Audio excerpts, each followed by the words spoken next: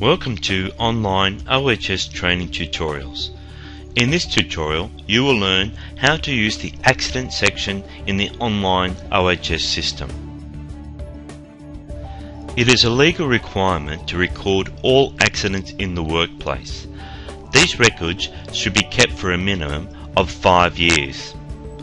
The recorded accident should include the name and address of the person involved, the time and place of the accident, how the accident happened, description of machinery or equipment involved, what the person was doing when it happened, nature and circumstances of the injury, the witnesses to the accident, and any witness statement. The law has set out criteria for accident reporting, and a duly diligent employer must take note and have this information well documented. The Online OHS accident section helps you meet these obligations. The accident register and the accident report form can be found in the injury management section. When you first open this section, the accident register can be seen. You will notice, just like the hazard and contractor registers, this register also uses the red, orange and green process. Red indicates that an accident has been logged. Orange indicates that the accident has been investigated, and green indicates the manager has reviewed the investigation and developed a corrective action plan to reduce the risk of the accident reoccurring. The accident register also highlights a number of icons. The red cross and green ticks indicates whether the person had medical treatment, needed first aid, was an ambulance called, or did they go to hospital. So by looking at the register and the accident logged, you can quickly see if it was a minor or major accident. The register also highlights the accident date and the date reported. The next column is the AIF column, or Accident Investigation column. You will notice that there is a pad and a pencil when the register is red. This highlights your next step, that an accident investigation needs to be completed. Once completed, the register turns to orange and the pad turns to the green tick to indicate that this has been completed. The pad moves now to the next step. And this time, once completed, the system puts the view icon to indicate it has been completed. To log an accident, select the Add Incident Info link. You can relate the accident to an employee or contractor that is in the database.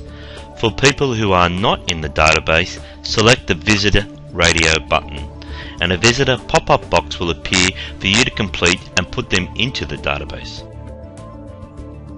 You can also relate the accident to a site that is in the database and add more specific details of the location in the Location Information box.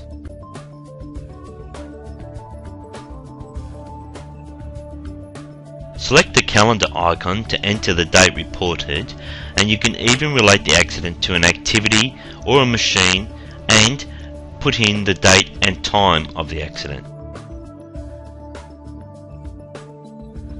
The next series of tick boxes is where the accident register gets its red crosses and green ticks as mentioned before.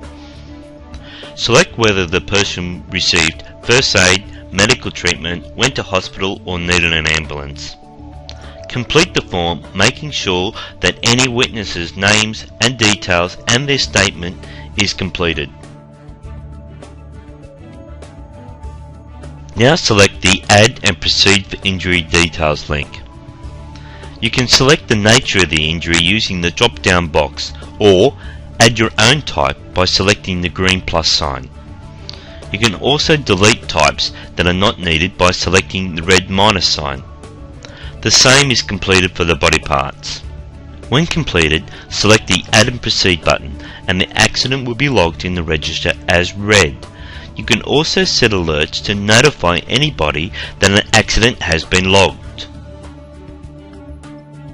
A good tip is to print out the accident report form and develop procedures for employees to complete them if an accident occurs.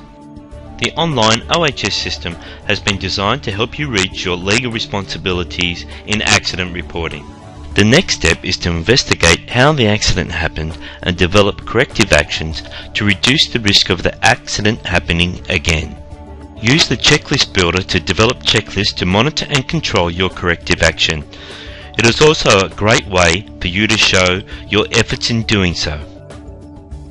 And lastly, make sure to induct your employees who have any involvement with the site, the activities or equipment related to the accident.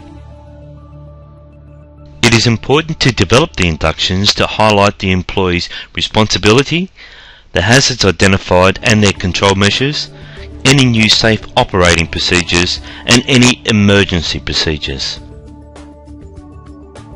For more information, contact your local agent or go to www.onlinecompliance.com.au.